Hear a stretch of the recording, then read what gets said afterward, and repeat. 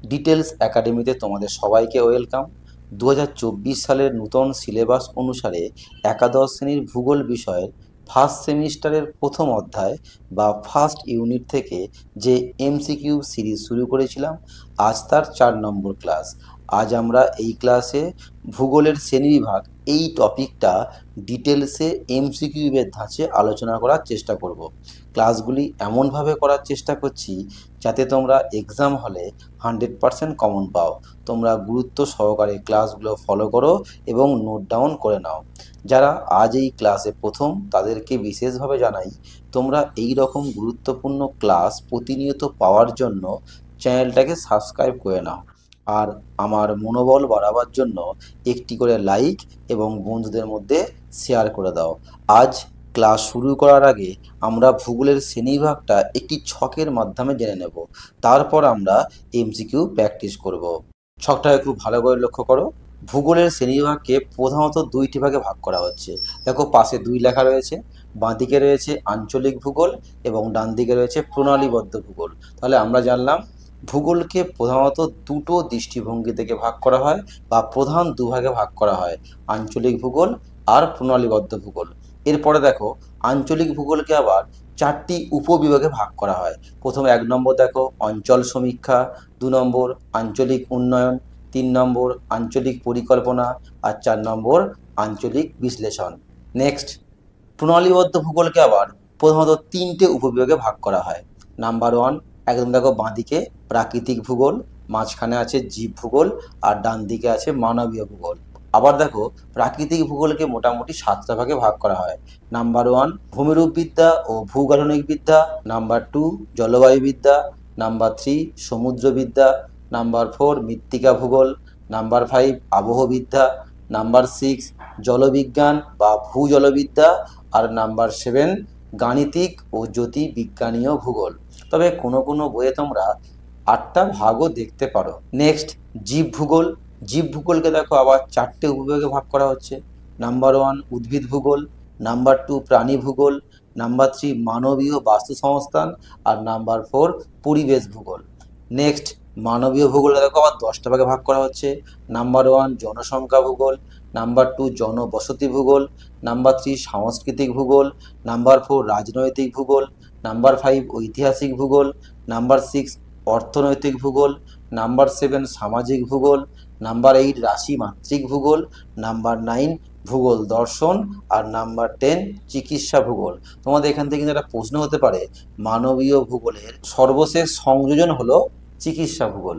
এই যে আমি ছকটা বললাম, এই ছকটা কিন্তু তোমরা খুব সুন্দর করে খাতাতে লিখে নাও এবং খুব ভালো করে প্র্যাকটিস করো।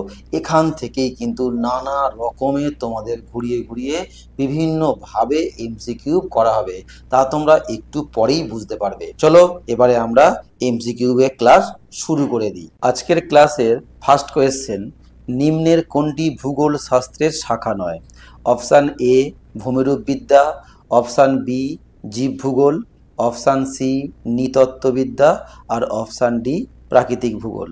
এই প্রশ্নের উত্তরটা করার জন্য তোমাদের প্রথমে যে ছকটা দেখালাম, অর্থাৎ ভূগোলের যে শ্রেণীবিভাগ দেখালাম, সেই শ্রেণীবিভাগটা খুব ভালো করে এই ছকটা মুখস্থ করতে পারলে, ছকটা দেখে রাখতে পারলে ওখান থেকেই দেখো তোমরা উত্তরটা করতে পারবে।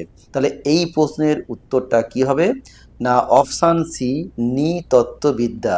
কারণ নৃতত্ত্ববিদ্যাটা ভূগোলের কিন্তু কোনো শাখা নয়। ভূমিরূপবিদ্যা, জীব ভূগোল এবং প্রাকৃতিক ভূগোল এগুলো সব ভূগোলের কোনোটা প্রধান শাখা, কোনোটা আবার অপ্রধান শাখা। তোমরা ছকের মধ্যে থেকে কিন্তু সেগুলোকে ভালোভাবে বুঝতে পারবে। তোমার ছকটা আমি একবার দেখিয়ে দিচ্ছি, তোমরা ছকে দেখো। দেখো, এই হলো ভূমিরূপবিদ্যা, যেটা কিনা প্রাকৃতিক ভূগোলের একটা অংশ। এটাই হলো প্রাকৃতিক ভূগোলের একটা প্রধান শাখা। আর এই হলো জীব ভূগোল, এটাও দেখো প্রধান শাখা। আর নৃতত্ত্ববিদ্যা কিন্তু ভূগোল শাস্ত্রের কোনো শাখা নয়। নেক্সট কোয়েশ্চেন নম্বর 2, নিম্নের কোনটি প্রাকৃতিক ভূগোলের শাখা নয়? অপশান এ সমুদ্রবিদ্যা, অপশান বি পরিবেশ ভূগোল, অপশান সি জলবায়ুবিদ্যা আর অপশান ডি ভূমিরূপবিদ্যা। বলো, সেই ছক দেখেই তোমাদের বলতে হবে যে প্রাকৃতিক ভূগোলের যে শাখাগুলো আছে, যে 7টা শাখার কথা বলা হয়েছে, এই প্রাকৃতিক ভূগোলের 7টা শাখার মধ্যে দেখো কোনটা নেই না, সমুদ্রবিদ্যা আছে, জলবায়ুবিদ্যা আছে এবং ভূমিরূপবিদ্যাও কিন্তু আছে, শুধুমাত্র পরিবেশ ভূগোল কিন্তু নেই। আর এই পরিবেশ ভূগোল হলো মানবীয় ভূগোলের একটা শাখা। তাহলে দেখো এই প্রশ্নের উত্তরটা কি হলো?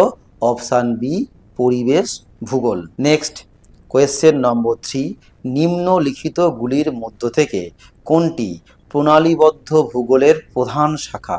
অপশান এ আঞ্চলিক ভূগোল, অপশান বি মানবীয় ভূগোল, অপশান সি মৃত্তিকা ভূগোল, আর অপশান ডি প্রাণী ভূগোল। বলছে প্রণালীবদ্ধ ভূগোলের প্রধান শাখা। না, আমরা জানি প্রণালীবদ্ধ ভূগোলের প্রধান 3টে শাখা। নাম্বার 1 প্রাকৃতিক ভূগোল, নাম্বার 2 মানবীয় ভূগোল, আর নাম্বার 3 জীব ভূগোল। তাহলে এই প্রশ্নের উত্তরটা কি হবে? অপশান বি মানবীয় ভূগোল। নেক্সট কোয়েশ্চেন নম্বর 4, নিম্নের কোনটি মানবীয় ভূগোলের একটি গুরুত্বপূর্ণ শাখা? অপশান এ অর্থনৈতিক ভূগোল, অপশান বি জ্যোতির্বিজ্ঞানীয় ভূগোল, অপশান সি মানবীয় বাস্তু সংস্থান, আর অপশান ডি জলবায়ুবিদ্যা। বলো সঠিক উত্তরটা কি হবে? ওই ছক থেকেই আমরা পেয়ে যাব, ভূগোলের শ্রেণীবিভাগ থেকেই আমরা এই প্রশ্নের উত্তরটাও পেয়ে যাব। তবে তোমাদের বলে রাখি, আজকের এই ক্লাসের মূল লক্ষ্য হচ্ছে ভূগোলের শ্রেণীবিভাগটাকে আমরা ডিটেলসে আলোচনা করব।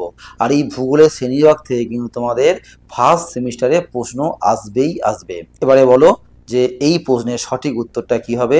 অপশান এ অর্থনৈতিক ভূগোল। নেক্সট কোয়েশ্চেন নম্বর 5, জীব ভূগোলের একটি শাখা হলো? অপশান এ মানবীয় বাস্তু সংস্থান, অপশান বি জলবায়ুবিদ্যা, অপশান সি রাজনৈতিক ভূগোল, আর অপশান ডি সামাজিক ভূগোল। বলো এই প্রশ্নের উত্তর কি হবে? সঠিক উত্তরটা হবে অপশান এ মানবীয় বাস্তু সংস্থান। নেক্সট কোয়েশ্চেন নম্বর 6, জলবায়ুবিদ্যা বা ক্লাইমেটোলজি এর জনক হলেন? ভূগোলের যে শ্রেণীবিভাগগুলো আছে প্রত্যেকটা শ্রেণীবিভাগের জনকের নামগুলো কিন্তু মনে রাখতে হবে। তবে যেগুলো খুব ইম্পর্টেন্ট সেগুলো আমি তোমাদের কাছে বলছি। তাহলে জলবায়ুবিদ্যা বা ক্লাইমেটোলজি এর জনক হলেন option A V Dokuchaev, option B Posidonius, option C Vladimir Koppen, আর অপশান ডি জেমস হাটন। এই প্রশ্নের সঠিক উত্তরটা হবে অপশান সি ভ্লাদিমির কোপেন। তাহলে আমরা জানলাম ক্লাইমেটোলজি বা জলবায়ুবিদ্যা জনক হলেন ভ্লাদিমির কোপেন। আর অপশান এতে দেখো ভি ডকুচেভ, এই ভি ডকুচেভ হলেন মৃত্তিকা ভূগোলের জনক।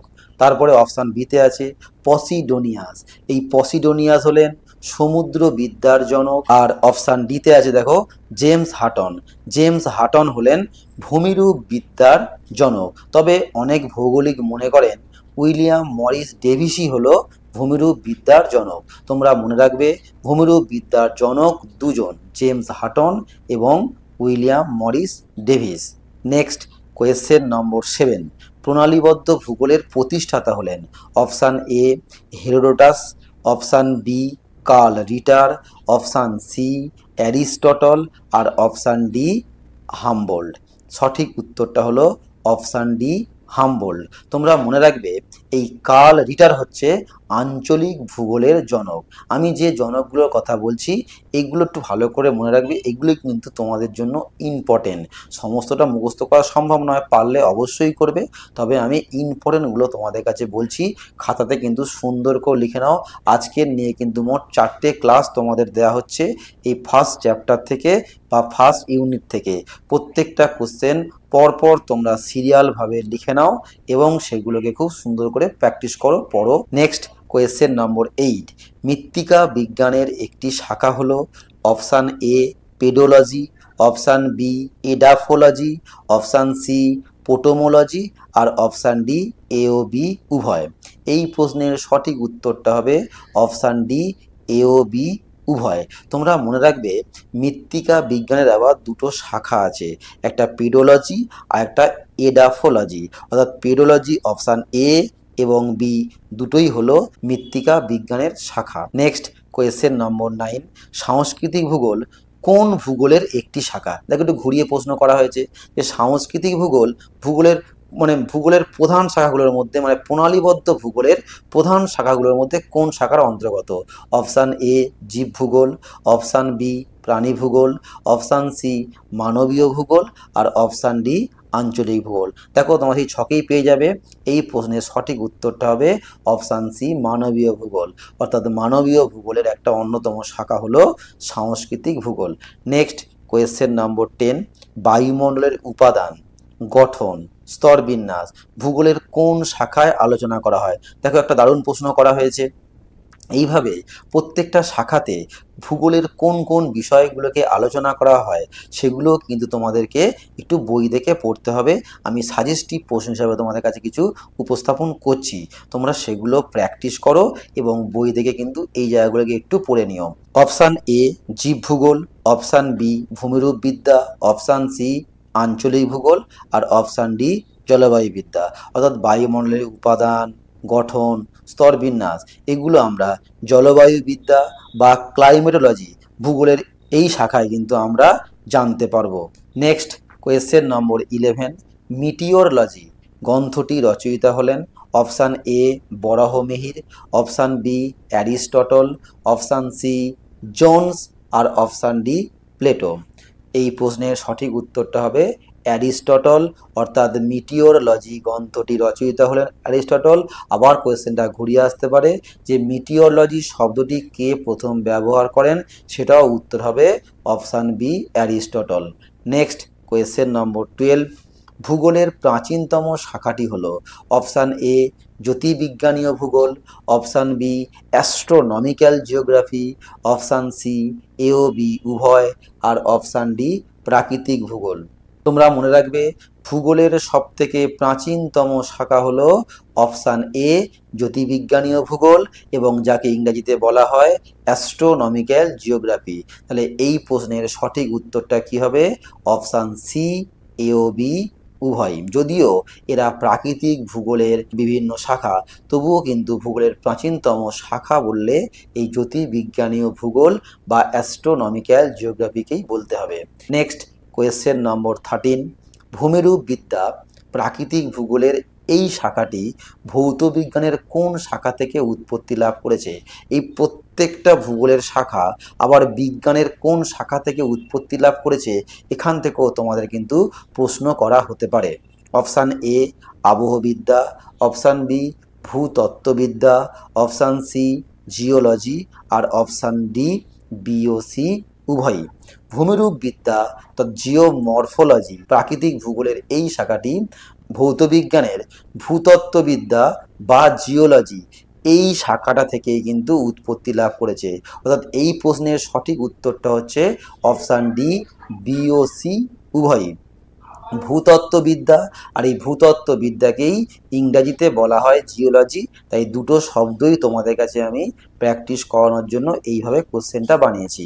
নেক্সট কোয়েশ্চেন নম্বর 14, জীব ভূগোলের কয়টি শাখা আছে? অপশান এ 4টি, অপশান বি 7টি, অপশান সি 10টি, আর অপশান ডি 5টি। এই প্রশ্নের সঠিক উত্তরটা হবে অপশান এ 4টি। এবারে তোমরা জেনে নাও জীব ভূগোলের সেই 4টি শাখা কোনগুলি।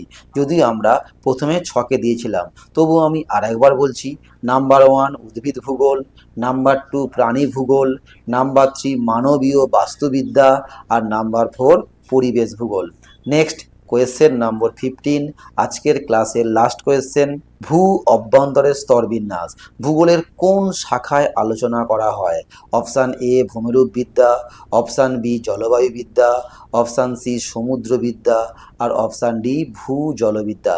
এই প্রশ্নের সঠিক উত্তরটা হবে ভূমিরূপবিদ্যা ও ভূগাঠনিক এই শাখাতেই কিন্তু আলোচনা করা হয় ভূ অভ্যন্তরের স্তরবিন্যাস। তোমরা আরও মনে রাখবে এই শাখাটাতে নদী, হিমবাহ, বায়ু এদের কার্যগুলো, আবহবিকার, পুঞ্জিত ক্ষয়, শিলা, অগ্ন্যুৎপাত, ভূমিকম্প এইসব বিষয়গুলোকেও কিন্তু আলোচনা করা হয় ভূগোলের এই শাখার মধ্যে। এরকম তোমাদের যে কোনো একটা অংশ দিয়ে বললো আবহবিকার ভূগোলের কোন শাখার অন্তর্গত বা ভূগোলের কোন শাখাতে আমরা আলোচনা করতে পারবো, তাহলে উত্তর কি হবে? ভূমিরূপবিদ্যা ও ভূগাঠনিক বিদ্যা এই শাখার মধ্যেই কিন্তু এগুলোকে আমরা আলোচনা করতে পারবো। আজকের ক্লাসটা আর বাড়ালাম না, আজকের ক্লাসটা আমি এখানেই শেষ করলাম।